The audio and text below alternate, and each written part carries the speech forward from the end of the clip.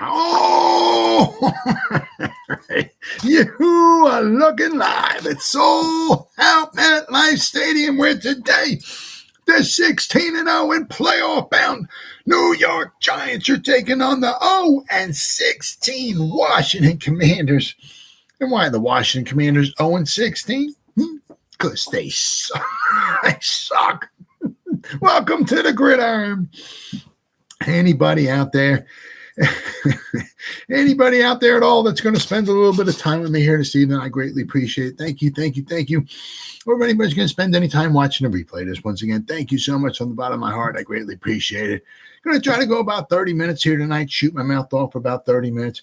Anybody got anything to say, please feel free. Fire away, throw it in the chat box. I usually try to check on the chat box like every 5 or 10 minutes or so. So if you got anything to say, just please feel free. As soon as I see something, I try to respond to it as fast as I can. Plus, instead of me just like rambling on for half an hour longer, 40 minutes, whatever, it's nice to talk to another Giant fan. So please feel free, fire away. Before we get started, if anybody wants to help support my channel out, it would mean the absolute world to me.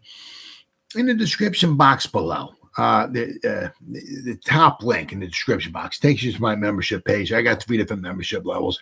First one's called the Saquon. Second membership level is called the Lawrence Taylor. And the third membership level is called the Gridiron. Each one has their own little perks to them. So if you want to help support my channel out, it would mean the world to me. And I thank you in advance. Thank you. If you are subscribed to my channel, thank you once again. If not, please go down below, hit the subscribe button, hit the bell icon. That way, next time I go live and put a video out, you'll be notified. And it's free of charge. What do you got to lose, right? But if you are subscribed to my channel, once again, thank you. I greatly appreciate it. I can use all the support and help I can get. Thank you. And then finally, in the description box below, there's 2 Facebook links. That top Facebook link takes you to my Facebook group called the New York Giants The Gridiron. Basically, I say this in every video. My YouTube channel, Facebook group, and Facebook page, which I'm going to go over in a minute. It's all like pretty much the same thing. It's all the New York Giants The Gridiron. I said that way. It dumbs it down. Way it makes it so a moron like me, I can remember. I don't know what's my group called, what's the page called, what's my YouTube. It's all called the same thing. It dumbs it down for me.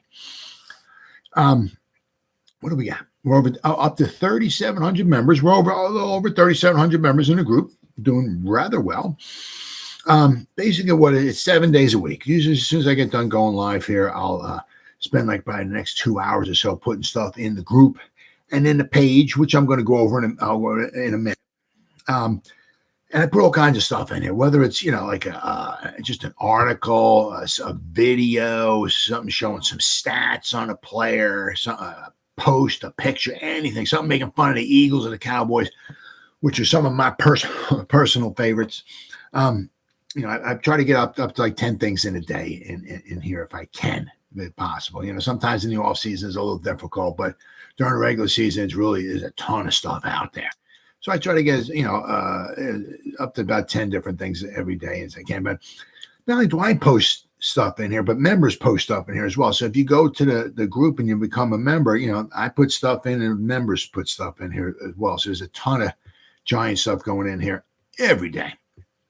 And then the second Facebook link takes you to my Facebook page. It's a page. I'm the administrator, so I'm the only one that posts anything in here. But what do we got? Actually, it was just yesterday we had 6,000 followers. So we're up to, it's doing really, really well. Really, really well. We have over 1,700 likes on the page, and we're up to over 6,000 followers. It's doing just simply marvelous. But it's the same thing. As soon as I get done going live, I'll spend like the next couple of hours, putting stuff in the group and in the page. It's basically the same thing. It's 7 days a week, pretty much, and I don't commingle them. So basically, whatever I put in the page, I don't put in the group. Whatever I put in the group, I don't put in the page. For the most part, every now and then, if I find something that really makes fun of the Eagles, I just want to share it with everybody. So I might put it in the page and the group. But for the most part, I just try to keep everything separate, right? But if you go to the page and you like it and you follow it and you go to the group and you become a member of it, you get a ton of New York Giants information 7 days a week. all the time. So once I get done going live here, I'm going to put videos out and some pictures and stuff like that and all that, right? So you get a ton of stuff. And like I say in every video, if you go to the page and you like it and you follow, and you go to the group and you become a member, if you're not 100% satisfied, you get your money back guaranteed. What's up today? The guard's voice gives off a signal like a Russian submarine. I like your wordage. Then you got you got a great way with words, buddy. I love it. Well, PFF ain't got no love for no Giants. Once again, it's kind of, this is one of those, that with the Giants with the offensive line. This is one of those things that could change dramatically in the next year or two. They got the Giants. Let me see here. I got 312,000 tabs open up here. Okay, here we go. Where were they? Is it 29? I just saw it. PFF has the Giants offensive line graded. Yeah, 29. Now, of course, it could be rocket scientists. Like, number one is the Eagles. What did they do last year? And number three is the Kansas City Chiefs. What did they do last year?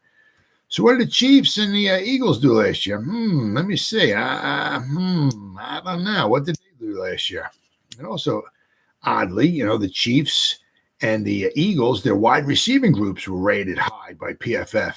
What did the Eagles and the Chiefs do last year? Let me think. I'll get back to you on that one. I'm not sure. Did they do something good last year? I don't really know. Meanwhile, the Giants are number 29. But you got to, I mean, with the Eagles, the Eagles are number one. I mean, of course, the Eagles have two Hall of Fame players on there. Both of them are kind of coming to their end. They lost Samolo, their guard, Jason Kelsey and Lane Johnson. They're both in their 30s. So they're not going to be playing forever. So, but I mean, as of right now, the Eagles still have the best offensive line in football, which once again will certainly help them during the season if they can stay healthy. But the Giants number 29. When will they ever? I know it's just PFF, of course, and it doesn't mean that you're not going to win any football games. I get that and all that, but man, it'd be nice just one time just to see the Giants with a good ranking for an offensive line. When was the last time we had a good ranking for our offensive line? Just unbelievable. It says, let's see, with the Giants. This is the projected starters. They have here, right? They have Joshua Zudu. They have projecting as starting for the left guard position. That certainly can go to Ben Bredesen as well, too. But let's wait and see. But of course, we got Andrew Thomas, Joshua Zudu. Then they got John Michael Schmitz as the center, Glowinski, the right guard, and Evan Neal. Now, this is something, and it says it here too in their explanation. That this something that could change dramatically in the next, like, say, 2 years. I mean, if Andrew Thomas continues, being the beast that he is, and if Evan Neal can start taking those steps forward, and if Michael Schmitz doesn't have to turn into an all-pro or Hall of Famer, but if he can be a real good, solid center for the Giants, this ranking at number 29 can go way up. And it says it right here, too. I'll read this out here. This is what PFF says. Evan Neal was poor as a rookie, but was playing right tackle after manning the left side in his final year at Alabama. So it says, year 2 removes all of that as a potential excuse. And now he needs a massive improvement. That's what it says. But also, if he can stay healthy too. I mean, his knee, right? He had a problem with his leg. That doesn't help. So let's hope he can stay healthy. So let's hope Andrew Thomas can stay healthy. Let's actually hope the whole team can stay healthy. But then it says here, also, only the Chargers and the Vikings surrendered more total pressures than the Giants did last season. So that's not good.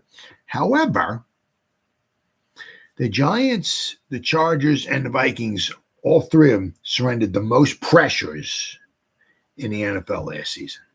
Not good. However, the Chargers, the Vikings, and the Giants all made the playoffs. So, right. Let's see it.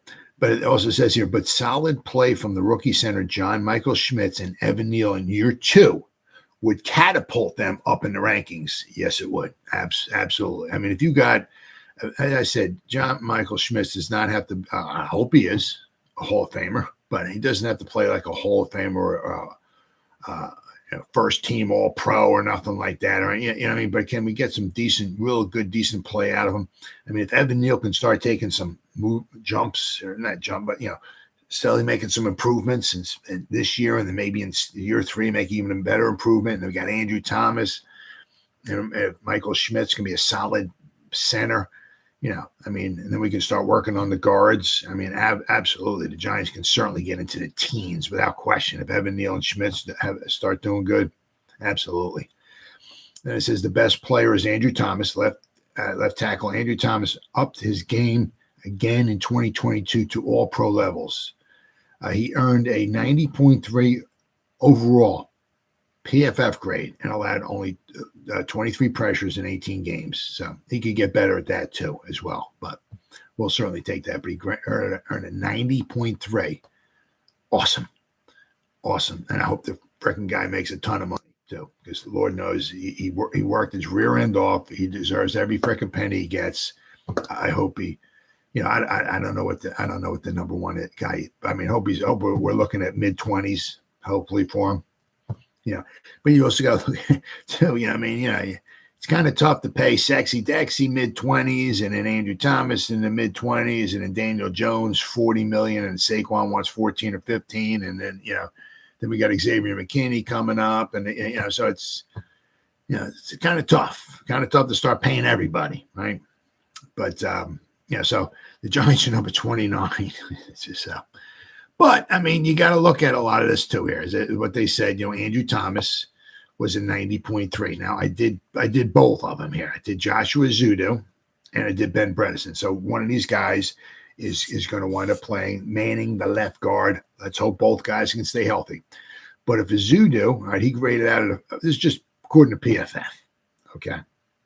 But if PFF has you at a 46, I mean, that's, you're not a Hall of Famer yet, right? So, I mean, his last couple of games weren't too bad. He struggled early on. Against Carolina, he played very poorly, but I mean, in week 10 against Houston, he graded at a 63.1. Against the Lions, his last game of the season, graded at 56.4. So, I mean, all right, nothing unbelievably horrible, but can he get better? Yeah, absolutely. Then we have also Ben Bredesen, who graded out at 57.5. So, I mean, we traded him. I think we gave away a 5th-round pick for him to the Ravens, I think it was. So, I mean, he's doing decently, nothing unbelievably fantastic, but, once again, we could do better. So maybe Zudu, if he's get healthy, maybe he'll take a step forward. And once again, let's not forget about Bredesen. What is he? He's 25. Just a baby, right? I mean, if nothing else, I said maybe, just to be able to keep him as some quality backup. He's good quality backup, without question. Without question. I mean, we went to the playoffs with him. We won a playoff game with him, right? I mean, let's look at this. I mean, once again, this is I'm not going to sit here and BS and say, well, I looked at every play. I broke down every play in the Philadelphia Eagle playoff game, and I'll tell you what, he was rather exceptional. His pass set was really. I'm not going to say that. PFF says in the playoff game against the Eagles, right, when we were kind of struggling a little bit. What was it, 38-7? If I remember correctly, that's not too good. Well, PFF. Has Bredesen graded out at 69.9, 66.3 on run block, and 72.7 pass blocking. Not bad. Not bad at all. So, I mean, let's see. I mean, he had a couple really good games in there. Against Baltimore, he graded out at 78.8. Minnesota, the first time in the regular season, 76.3. Week 18, against the Eagles, he graded out of 46. But sometimes it brings you down when the guys around you are weaker. Now, when he's in there at left guard with Andrew Thomas, sometimes that brings you up, right? You got a stronger guy next to you who can maybe kind of take away some of your weaknesses.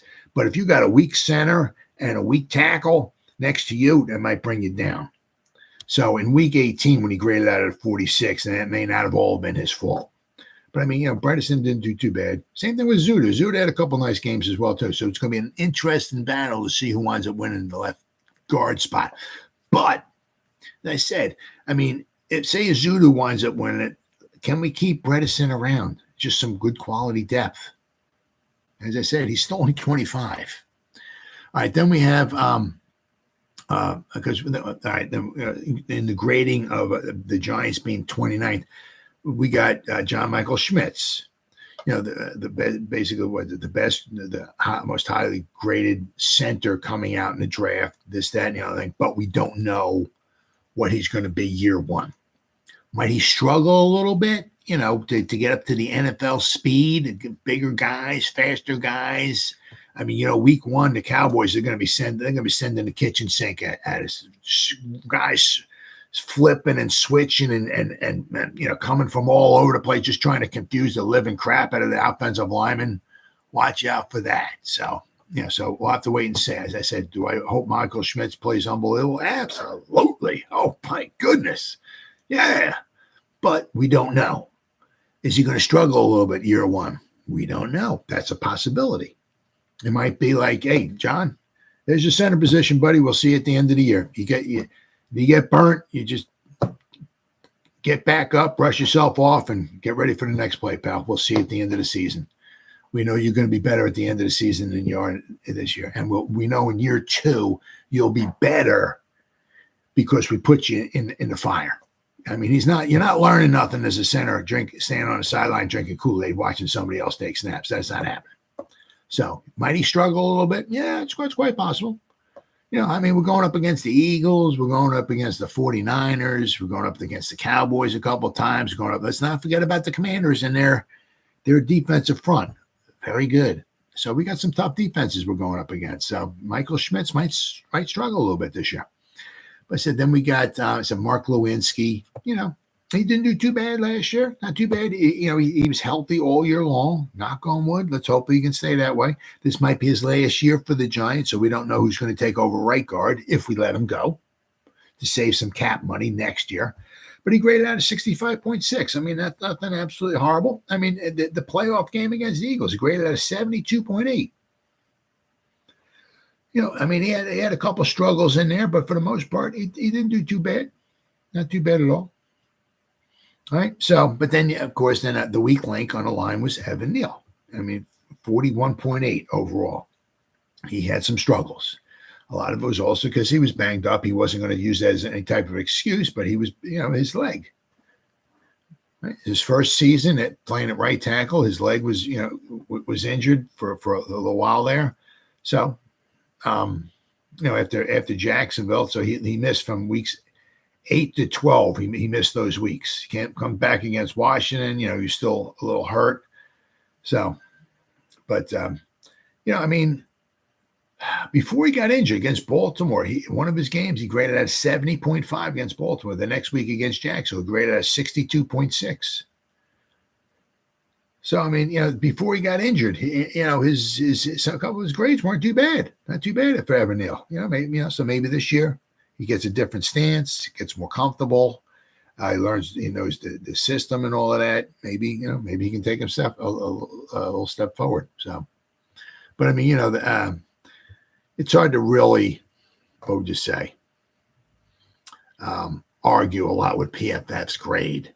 Because, the Giants, we're not an offensive line juggernaut. But if Evan Neal takes a step forward and Michael Schmitz can be somewhat, of a decent center, the Giants, they're going from number 29, they'll get a lot better next season.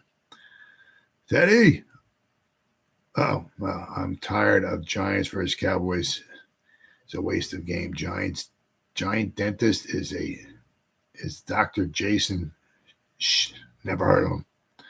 Never heard. I don't know how you know what the Giants dentist is, but I certainly don't. What else? There was Oh yeah, this one was interesting. I seen this one. I couldn't. There was a I don't know. I guess it was a podcast or what the heck it was. It was T.J. Watt. It was Ben Roethlisberger and T.J. Watt. They were doing it like an interview, and one of the interesting things in there, and this was during the Joe Judge era, the Joe Judge debacle, shall we say. First game ever Joe Judge coached them was in 2020. That was the COVID year, so there was pretty much nobody in the stands. And the Giants were at home. But the way it wound up working out was, I guess Daniel Jones was getting a call in, and the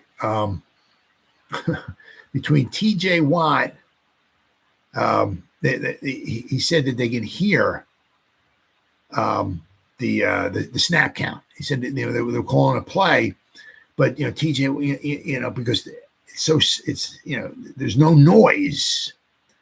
He said that they can hear the snap count, and he's like it's on one. You can hear it's on one, and you got TJ Watt, the two edge rushers just kind of crashing in, and they knew the snap. They knew what the snap count was.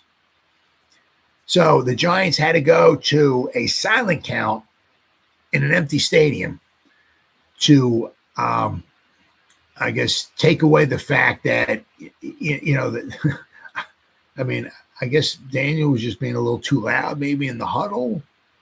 But the Pittsburgh Steelers could hear. I mean, maybe they can hear the play, but that doesn't always necessarily tell you what the play is. But when you go blah blah blah blah blah blah blah on one, all right, break. Now usually when there's a lot of noise in the stadium and all that, they can't hear that.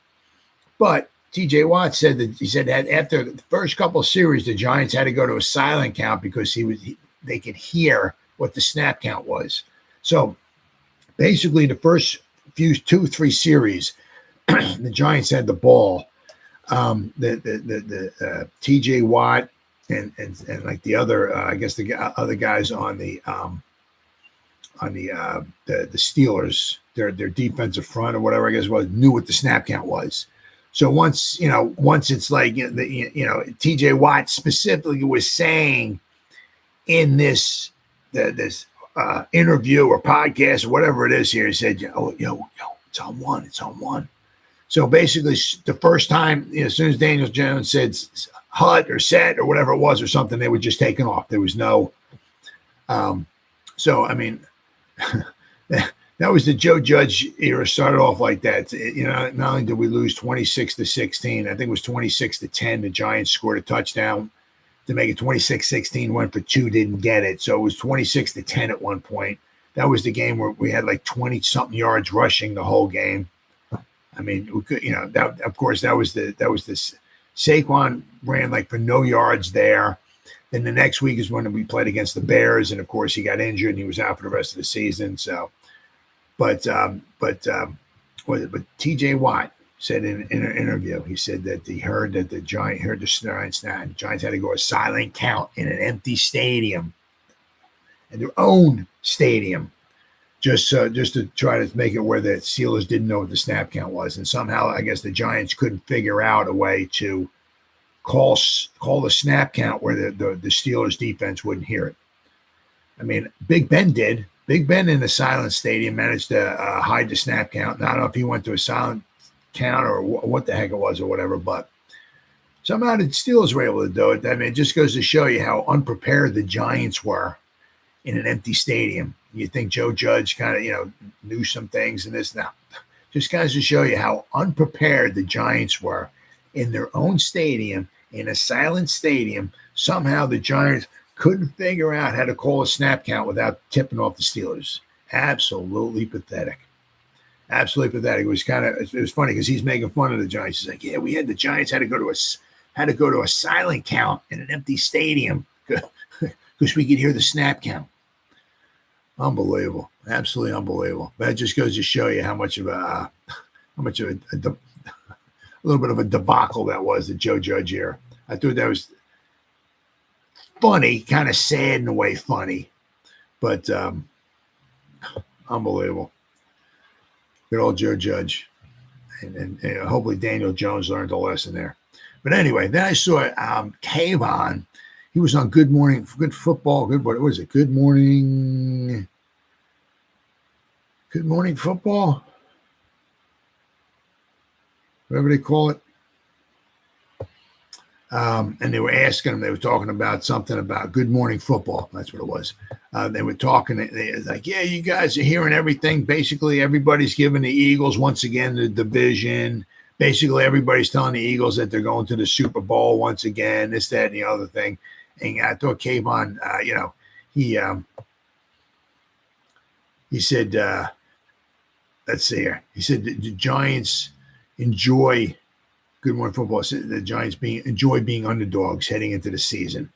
He said, I mean, it's been good for me. I like to lay low, Thibodeau said. I'm happy that people are counting us out because that gives us more time to just work. We don't have to answer those questions. We don't have to worry about everybody looking at us. We can just keep our head down and grind. And I think, we love being the underdogs because that always gives us that story, that momentum to really work and really go after what we want. So yeah, I mean, I'm sure, a lot of those guys are really getting a little sick and tired of hearing stuff about the Eagles and the Cowboys too. What's up, Terrence? Embarrassing game versus, yeah, that was embarrassing. That was really, I mean, how we couldn't get it. We couldn't gain any yards. I mean, Saquon couldn't run the ball. Hold on, wait. Head it up. Is this it? No, that's the draft. Once again, 312,000. Let's see here. Well, I had the draft up. Well, the let's see it. 2020. Hold on here. I mean, I forgot how many yards rushing yards the Giants had. Giants had like 28 yards rushing or something like that in that game, and it was just it was unbelievable, pathetic. Okay, the box score. What I have? 29 yards rushing. I mean, unbelievable. What do we have here? Let's see here. Saquon, 15 carries for 6 freaking yards. 15 carries for 6 yards, and he had a long of 7 yards. So that means the other 14 carries he lost 1 yard in 14 carries. Daniel Jones had 22 yards on 4 carries. So basically, maybe it was 4 scrambles. He got grand total 22 yards. Other than that, the Giants wound up with 7 yards rushing for the whole game. They ran 16 times for 7 yards. Deion Lewis gained 1 yard rushing, and Saquon Barkley gained 6 yards rushing. With 7 yards rushing. Benny Snell Jr. had 113 yards rushing against the Giants. I mean, just unbelievable. Absolutely gutless, heartless. I mean, you really can't say that so much about the defense. The defense really did a decent job of keeping us in the game. Only gave up 26 points at home, and it's kind of hard to keep your team in the game and all of that, especially if you're at home. There's no crowd to juice you all up and everything. But, I mean, when you have no offense whatsoever, I mean, Daniel Jones was 26 out of 41 for 279 yards. Had 2 touchdowns, but he had 2 interceptions. I mean, but one of the things that he's getting better at, which is nice, is he had the 2 interceptions in that game. One of them was from I can't get this one out of my mind. It's just freaking unbelievable. The Giants had the ball down around like the 3-yard line. I can't remember, it was 3rd down maybe. I forgot what quarter it was, maybe the 3rd quarter or something. I forgot, but the Giants had the ball around a 2, 3, 4-yard line of Pittsburgh. Daniel Jones gets the ball. He runs out to his left, and he's looking in the end zone. I forgot who the receiver. There might have been a couple of receivers there. He's looking and looking and looking. Well, as he's rolling out, moving out to his left, he's looking, He's at it like with the 10-yard line or something like that. He's behind a line of scrimmage. He's looking, getting ready to throw it, Well, at the top of the screen, you see Bud Dupree just running right at Daniel, just eyeing him up, running. Daniel Jones is standing there looking, and then you go back to Bud Dupree, and Bud Dupree's coming, and he's running. Then you go back to Daniel. Daniel's still standing there for like an hour and a half, looking, and all the while Bud Dupree keeps running, and 4.5 hours later, Daniel Jones is still looking, and I guess he decided, I'm going to wait for Bud Dupree to get right on top of me when I throw the ball. So of course Daniel Jones waits an hour and a half for Bud Dupree to come and get within like a half a foot of him. Daniel Jones then decides, of course, to throw the ball. Well, arm gets hit, ball goes flipping up in the air. Of course, Cameron Haywood, I think it was, the defensive tackle or whatever, he's standing in the end zone. Of course, he's the one that makes the interception, kills the drive. Just unbelievable. Absolutely. I mean, stuff like that just absolutely drives you freaking bonkers. I mean, if he just threw the ball into the stands or something like that, the Giants would at least kick the field goal, got at least 3 points at it. But I mean, one of the things, when you get down that far, you got to score some points. It was like the first game last year against the Titans. He threw that interception to Saquon. I guess he tried to throw like a back shoulder fade or something to Saquon, that's when Dable went over to him afterwards. He's like, what are you doing? Daniel Jones said, I think I saw something or something. Dale was like, no, that's not what I saw. But that kind of gave you a little indication. It was like, after that, Dable went right over to him. So, what are you doing? But he threw that interception that wiped at least 3 points off the board for the Giants. I mean, that could have wound up being huge. Why? Well, because the Giants wound up winning by 1. Well, if they kicked the field goal there, they would have been up by 4. So the field goal the Titans would have kicked at the end of the game, they wouldn't have kicked the field goal. They would have been down by 4. They would have had to go for a touchdown. Right? I mean, when you get down that far, you gotta score some points. I mean, just a couple boneheaded things like that. But after that, Daniel Jones, I think, had 5 regular season interceptions. Well, you figure from weeks 2 to the end of the season, he only had 4 interceptions. And of course, I think 2 of them were against Detroit. So whatever it was, 2 or 3 or whatever were against Detroit. So he really did good the rest of the season. It's just certain things when you get down to you gotta score. You gotta score. I just, what I hate? I like the guys, like in the Steelers, the people like the Steelers who don't live from there. I mean, it's just, what I can't stand is, it's people, they like, it seems like they like football, and it's like, well, who do you like? Well, who's good? Well, the Steelers are good. Oh yeah, I like the Steelers. Yeah, I like. Well, dude, we live in Tennessee. Why don't you like the Titans? Oh no, I like the Steelers. Yeah, no, or it's like, the morons out there. The wave of idiots now who like the Patriots. Well, dude, you live in Oregon. Why do you like the Patriots? Oh, but it's not because they win Super Bowls all the time. Oh, no. Yeah, I always love the Patriots. Get that out of here. I hate people. I absolutely can't. Yeah, well, who's good? Well, the Patriots won the Super Bowl last year. Oh, that's my team. I can't stand people like that. Absolutely can't stand it. I mean, it used to be like that when I was in school, and people used to like the Cowboys because the Cowboys were always good. But I mean, if you got somebody from around the country likes the Cowboys now, it's like, okay, whatever. Because, it's not because they're winning Super Bowls. But I mean, like people that jump on the bandwagon of teams that are good, and they just like them because they're winning Super Bowls, because they're a good team. I can't stand people like that. But a lot of Steeler fans are like that. Yeah, they just, it's because we got 6 champions. We got 6 Super Bowls. Of course, we're the greatest, Can't stand people like that. Just Boston. These games are too rare to end like this. You got that right, brother. All right, and then I got my continuing series here. Now I'm finishing up the the offensive side. Now I'm going over the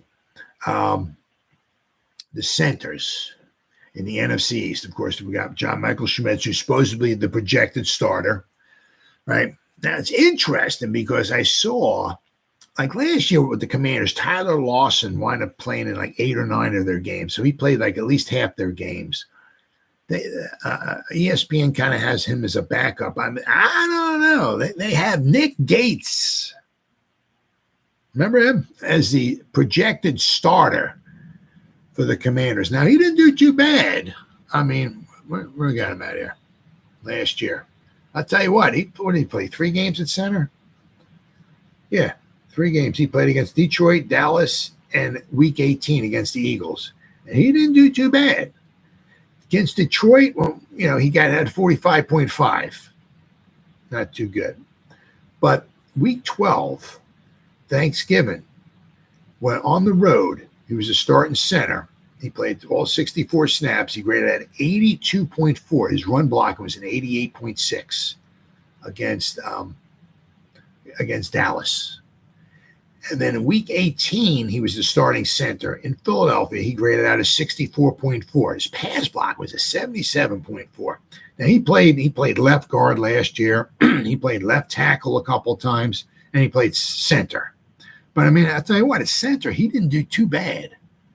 Now, he's projected to be the projected starter for whether he wins the job or not, I don't know. But I look on ESPN, they got him as the projected starter. So with him, you got to give him a little bit of kudos because he's played the position. He didn't do too bad last year with the Giants.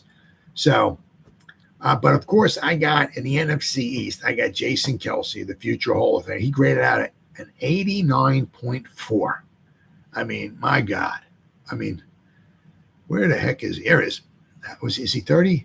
He's 30. He'll be 36 in October. So, I mean, if he plays this whole season, and if they make it to the playoffs, by the time this season's over with, he'll have played close to about 14,000 snaps in his NFL career. That's a ton of snaps. Almost 14,000 snaps. Now, he's been in the league since 2011. Now, obviously, he might possibly have retired last season if the Eagles won the Super Bowl, but I guess he's going to make another run at it. But at 35 years old, he graded out 89 points. His run blocking was a 90. I mean, it's just unbelievable. Unbelievable. But a future Hall of Famer, So I got, obviously, he's number one without a question. So the Eagles got themselves 4 points there because first place is 4 points. I got Tyler Biadasz, who with the Cowboys, this will be his 4th season. Okay, he's obviously he graded out a 60.5 last year according to PFF. Nothing super spectacular, but he's got this will be his 4th season. He's strictly a center. He's not like Nick Gates, who plays guard, tackle, and center. Biadasz is just a center. He was the Cowboys jumped up like 5 or 6 spots in the 2020 draft to grab him. Now, I'm not sure they jumped up 5 or 6 spots because they were just behind the Giants. And they wanted to jump in front of the Giants and grab him because as for the 337,000th year in a row, the Giants were actually looking for a center. So I don't know if he jumped up. He jumped into the 4th round and grabbed him. So and about 5 or so picks after that, the Giants took Shane Lemieux, the guard. But so Tyler Biadasz, he's the center. He said he's got 3 years of experience. Didn't do too bad last year. So I got him in the NFC East as being the number 2 center. So the Cowboys get 3 points for taking home 2nd place. And I said, then we don't know what Michael Schmitz is going to do. Is he going to struggle? Will he do something like an Evan Neal kind of thing? I mean, will he struggle early and get better as the year go along? Will he struggle all year long? Will he be good and just solid all year long? Will he be phenomenal? We don't know. I have no idea. We know he was very good in college, but that doesn't mean exactly what he's going to be in the pros. If he's very good in college, he might be very good in the pros. Might take him a couple of years, though. It took Andrew Thomas a couple of years. Looks like it's going to take Evan Neal a couple of years to get really, really good. So, with Andrew Thomas, with Evan Neal, with Michael Schmidt. I mean, because let's not forget, we got some good teams with some good interior defensive line play. And if you're a center, you might do some struggling in year one. So I don't really have anything to go by. I can't look at film of him playing in the NFL. I can't, we can't go back and he hasn't played a snap yet in the NFL. So I don't know. I have no evidence to tell me exactly what he's going to be.